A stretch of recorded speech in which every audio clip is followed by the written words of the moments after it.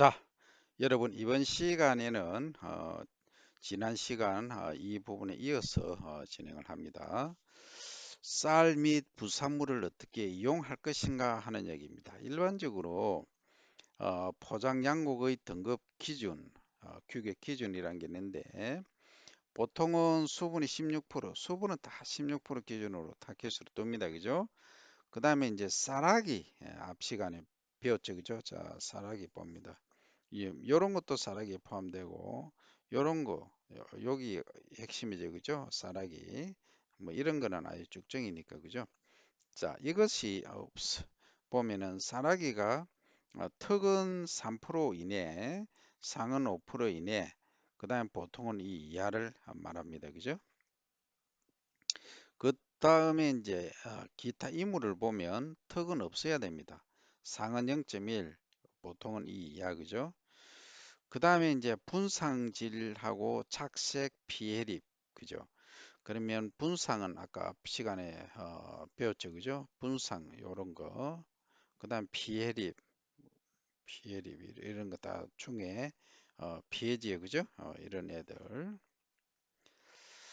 그 다음에 이 착색, 색깔이, 색깔이 사실은 이 눈석은 살이 이게 착색 비슷하게 돼 있는데, 그죠? 이런 애들, 담배도 좀 그렇죠, 그죠? 이런 애들은 정상적인 입에 포함이 되지 않는다, 그죠?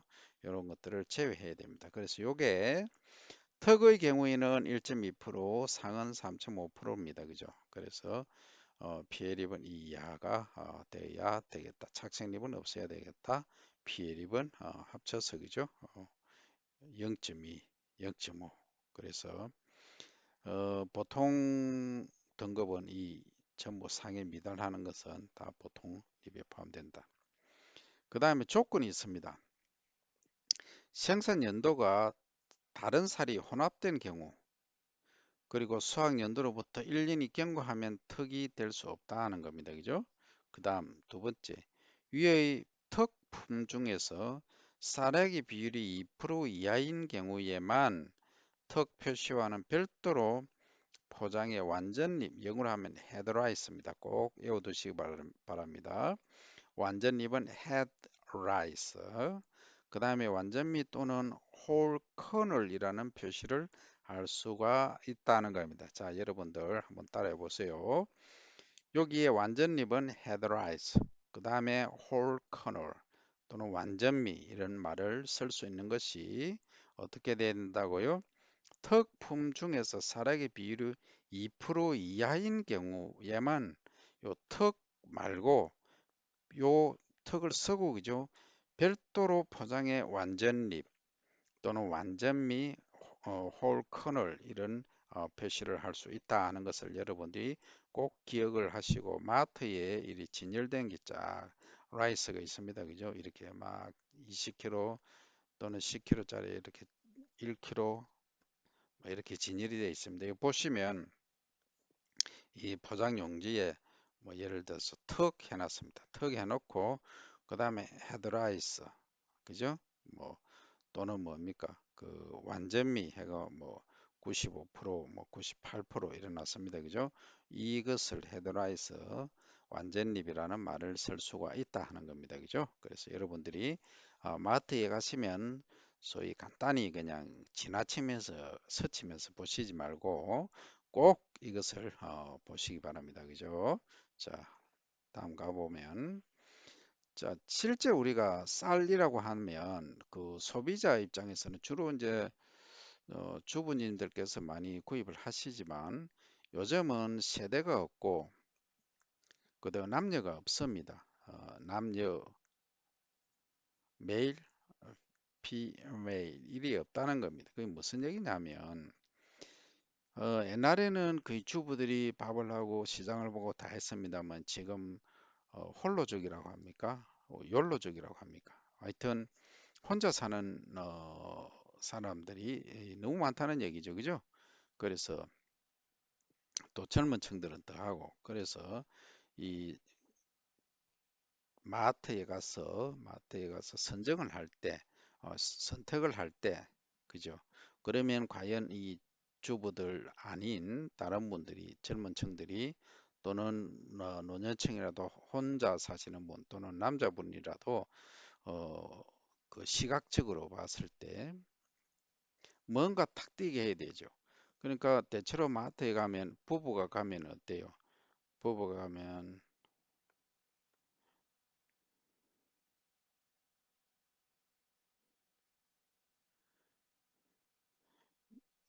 대체로 이제 여러분들 엄마 아빠나 아니면 본인이나 보면은 엄마 아빠 같이 가면 어떻습니까? 아빠는 저 앞에 가 있고 엄마는 시장 하나 챙기면서 늦게 가거나 부부 중에 남편은 저 앞에 가 있고 여자분은 뒤에 따라가죠, 그죠?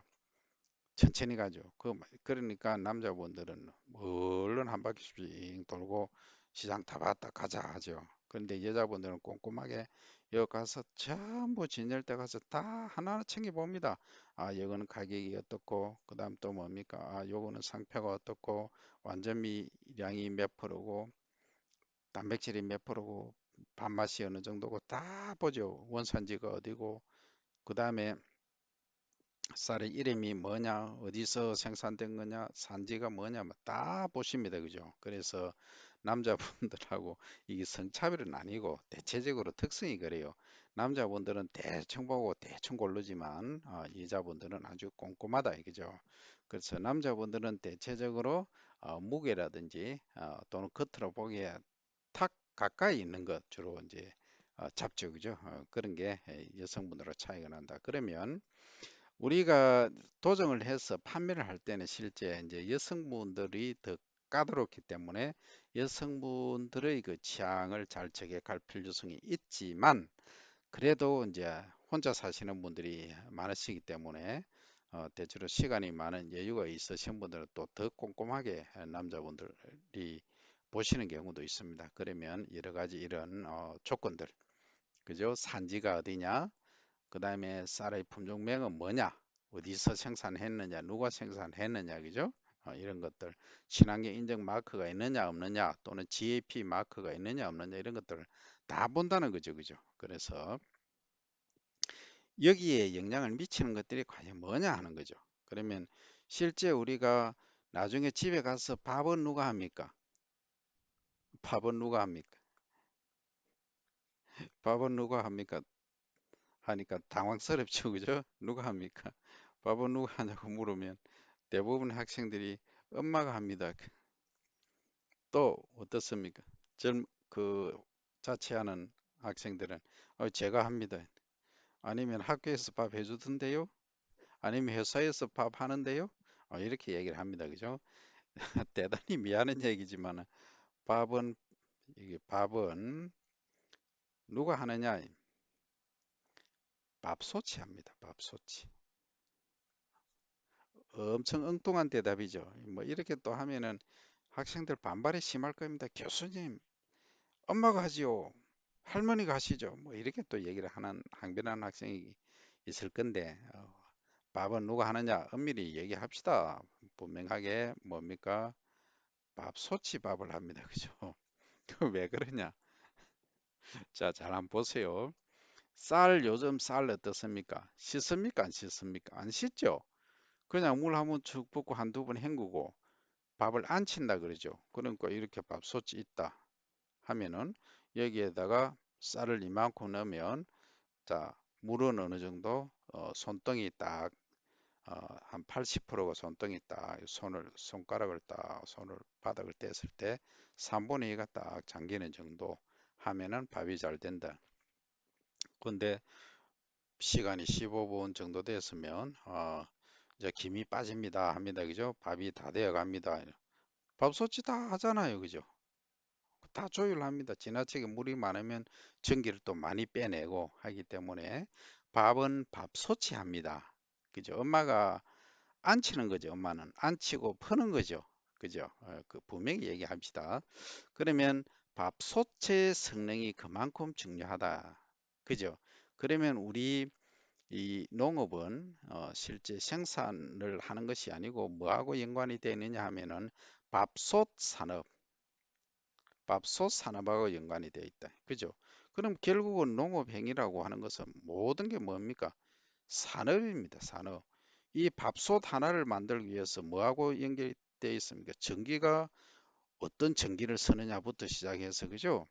그 다음에 몇 볼트, 몇 와트가 들어가고 빨리 되게 하려면 어떻게 여기 진공 상태로 만들어주고 하는 이 모든 일련의 과정들 이것들이 뭐라는 얘기입니까? 전부가 기능적인 기계적인 얘기들을 하는 거죠. 기계적인 기계하고 관계되어 있다. 이게 전부 하나의 산업이더라 하는 겁니다. 이걸 여러분들이 잘 이해를 하셔야 앞으로 농산업이 어떻게 발전할 것인가 거기에다가 현대는 뭡니까? 스마트의 시대 아닙니까? 스마트 농산업을 어떻게 발전을 시키느냐. 결국은 뭡니까? 여기에 타이머가 들어갔다. 자, 30분 후에 밥이 됩니다. 20분 후에 밥이 됩니다. 자, 밥이 다 되어 갑니다. 이제 전기를 배출하겠습니다. 이제 맛있게 드십시오 하는 건 뭡니까? 전부 AI 기능이 여기 도입되어 있는 거죠. 스마트한 그죠? 그리고 물량이 지나치게 많을 때는 빼내고 또 뭡니까? 적을 때는 적게 빼내고 하는 이런 일련의 과정들이 전부 스마트 농업하고 관계되어 있다. 그래서 현대는 스마트 시대다. 예. 이 말에 대해서 어떤 의견이 있습니까? 아, 안 들리니까 없습니다. 그죠? 있을 수도 있겠죠. 하지만 여러분들은 이제 하나를 보면은 몇 가지를 생각해야 되느냐 하면 두 가지, 세 가지, 네 가지, 열 가지, 백 가지를 생각해야 됩니다. 그러면 이 산업에 그러면 지금 밥솥은 옛날에는 뭐 7인승, 7인용, 8인용 뭐 이렇게 했지만 지금은 어때요? 옛날에는 밥하는 시간이 1시간 걸렸죠. 엄마가 아궁이에 할아버지는 아니고 할머니께서 밥을 하실 때 나무를 떼어서 얼마나 걸렸습니까? 기본이 몇 시간이었습니까? 나무 떼서 밥하려고 하면 기본이 1시간이었습니다. 뜸 들이고 그리고 또 보리쌀 여러분들 잘 모르시죠? 보리쌀 이 보리쌀은 한번 찝니다. 한번 밥을 하죠. 해서 이 바구니에 대광줄이라고 하죠. 여기다가 또 놔뒀다가 그러니까 이게 보리쌀은 딱딱해서 잘 익지를 않습니다. 그럼 쌀하고 같이 가마솥에 넣으면 이렇게 위에는 밑에는 쌀 넣고 위에는 뭡니까? 보리쌀 딱 놓죠, 그죠? 그래서 거꾸로가 보리쌀 밑에 놓죠, 그죠? 놓고 위에는 하얀 쌀 놓죠. 그럼 하얀 쌀이 밥 된 거, 쌀밥은 할아버지 주로 드리고 그 옆에 계시는 아버지 그 다음에 뭐 장손 또는 종손이 있으면 그거 먼저 드시죠, 그죠? 예, 그랬단 말입니다. 그런데 지금은 어때요? 이 보리쌀 잘 안 먹죠? 잘 안 먹으니까 이 밥솥이 어떻게 얘기합니까? 아, 찰밥이냐? 아니면 보리밥이냐? 아니면 캐속이냐? 아니면 뭐냐? 이렇게 다 선택하라고 버튼으로 다 표시를 다 해놓습니다. 그죠? 오늘 뭐 스위치만 누르면 모든 게 해결됩니다. 그런 시대에 됐다. 그래서 스마트 앤 패스트 시대다. 패스트. 그러니까 옛날에는 한번 밥을 해서 아침에 하면 뭐 저녁에 굳이 안 한다든지 저녁에 주로 뭐 할 경우에는 새로 하기도 합니다만 옛날에는 대식구, 대가족, 뭐 한 가족이 보통 뭐 8명, 10명 이렇게 식사를 같이 했습니다만 지금은 밥솥 사이즈도 2인용, 뭐 5인용 이렇게 줄어듭니다. 줄어드니까 아침에 밥을 해놨다가 또는 저녁에 밥을 했다가 아침 그 다음 날까지 먹고 새밥 하는데 시간이 20분, 25분밖에 안 걸리기 때문에 그리고 내가 안 하기 때문에 밥솥이 다 하고 다 되면 드세요 하고 여기까지 다 해주기 때문에 그죠? 굳이 뭐 어렵게 할 이유가 없다. 그래서 밥솥 사이즈도 줄어들게 되고 그죠?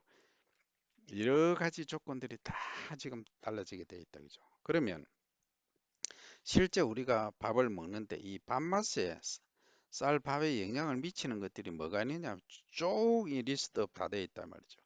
그러니까 어떤 품종을 선택하느냐 밥맛이 좋은 품종, 밥맛이 나쁜 품종, 그 다음에 이제 파종을 했을 때, 이양을 했을 때, 그 다음에 수확할 때, 저장은 어떤 조건을 하고, 도정할 때 어떻게 했느냐, 건조를 어떻게 하느냐, 이 모든 과정들이 결국은 이 밥맛에 영향을 미치더라 하는 거죠. 그죠? 그래서 잘 보시면 결국은 핵심은 뭐예요?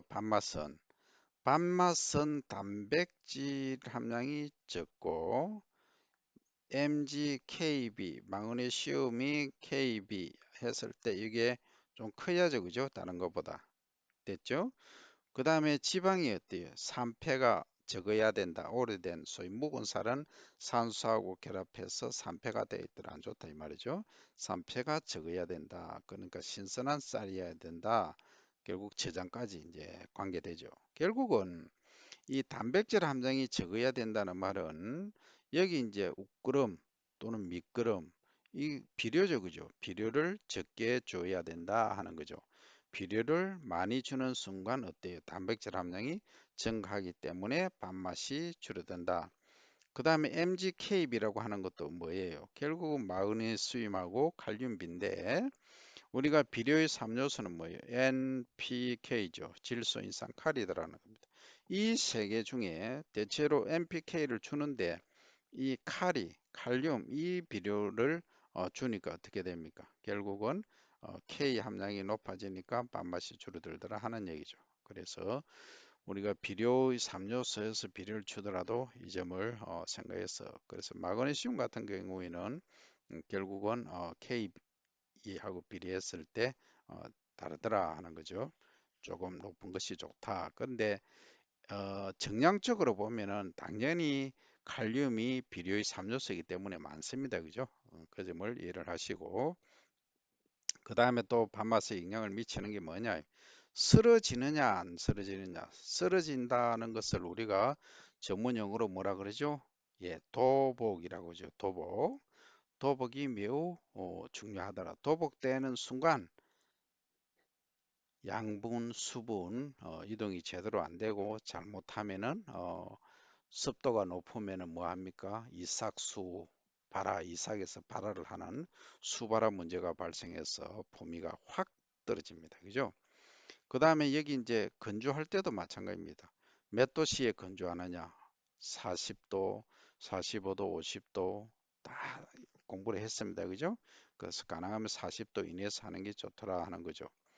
그 다음에 도정은 어떻게 할 거냐 하는 얘기죠.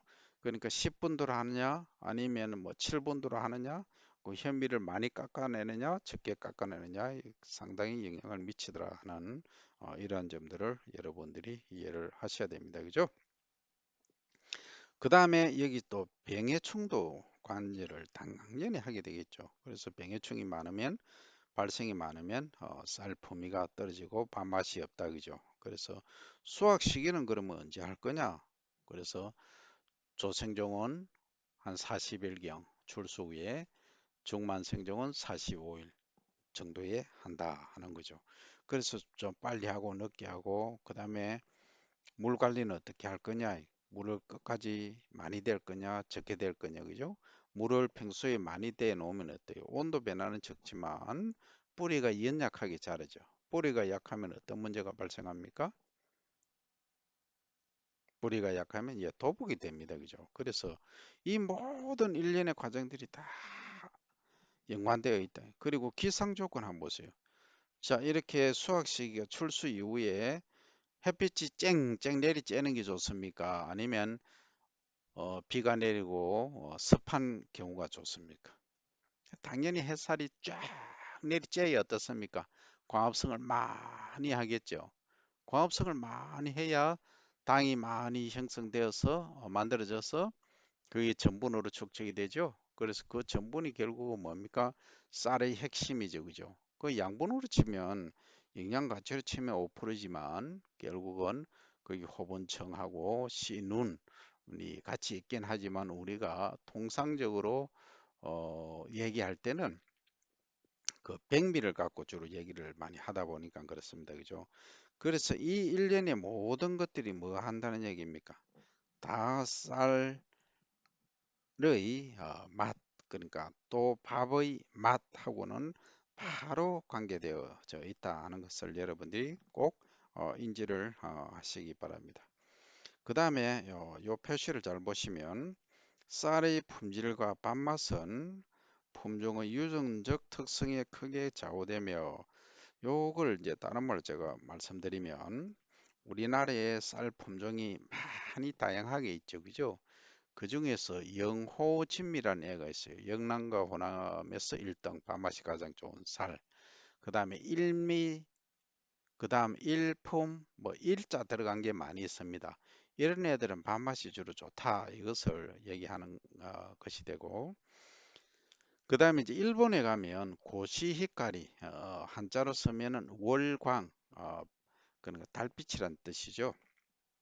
그래서 이 고시까리가 최고의 밥맛을 자랑하는 쌀로 알려져 있습니다. 그죠? 이래서 그 국가마다 쌀 품종이 다르다는 얘기죠. 물론 뭐 우리나라에 들어와 있는 추청배라고 하는 품종이 있습니다. 이것은 추, 가을추, 악기, 발해, 하래란 뜻이죠. 맑다, 그죠? 맑은 가을. 그래서 어, 뭐 만추 이렇게 말할 수도 있겠죠. 그죠? 한자어로 하면. 그래서 가을의 푸르름 뭐 이런 말인데 이게 이제 그 우리로서는 그 실제 도입 품종입니다. 일본에서 만들어져서 악기 발에는 품종이 우리나라에서는 추청배로 이렇게 쓰이기도 합니다만 이게 이제 시간이 오래되고 하다 보니까 우리나라 품종처럼 여겨지기도 합니다. 그래서 이 글로벌 시대라고 하는 것은 네 것 내 것이 없습니다. 뭐 국경을 초월하죠, 그죠? 우리의 기술, 예를 들어서 뭐 밥솥도 마찬가지입니다. 옛날에 우리가 일본에서 그 밥솥을 많이 사왔습니다. 소위 이제 코끼리 밥솥 하는 게 있었어요. 이런 것들을 많이 사오곤 했는데 지금은 우리 기술이 많이 업그레이드 돼서 뭐 합니까? 뭐 특정 회사를 얘기하기 뭐 하지만 뭐 코코 뭐 쿠쿠 뭐 사코 뭐 많이 있죠, 그죠? 이러한 그 밥솥들이 유행을 하게 된 겁니다. 결국은 기술 개발이죠. 그러니까 우리가 농산물을 생산한다고 하더라도 산업하고 연계되지 않으면 아무 의미가 없습니다. 그래서 이 산업 활성화에도 기여할 수 있는 것이 우리 그 주곡 생산에서 비롯해서 특용작물까지 다양하게 이어져 있다 하는 것을 말씀드리며 또 이 쌀밥의 맛이라고 하는 것은 사람마다 이 감도가 느낌이 다 다르다는 거죠. 어르신들한테 가서 된밥, 소위 수분이 적은 밥 한번 드려보세요. 난리 나죠, 그죠? 근데 중고등학생한테 이 진밥, 그 노인들이 어른들이 좋아하시는 진밥을 한번 줘보세요. 난리 납니다. 질어서 못 먹겠다 그럽니다. 그래서 이 밥 짓기도 그죠? 물 양도 이렇게 노인용, 어린이용 구분해야 되고 그 다음에 또 이제 식은 밥을 좋아하는 경우가 있어요. 어떤 분들은 옛날에는 우리가 뭐 그런 개념은 없었습니다만 밥 하기가 어려웠으니까 밥 해놓고 시간이 지나서 찬밥을 먹을 수밖에 없었는데 여름에는 고추하고 된장에 찍어서 물에 말아 먹기도 했습니다만 그죠? 근데 지금은 어때요? 밥솥이 많이 개발되어 있고 밥을 쉽게 하니까 밥솥이 다 해주니까 그죠? 밥을 먹기도 편하다. 그런데 실제 밥에 대한 양분 영양으로서는 만족할 수가 없다. 결국은 뭡니까? 전부 다른 부가적인 재료들이 다 어, 은치어간다.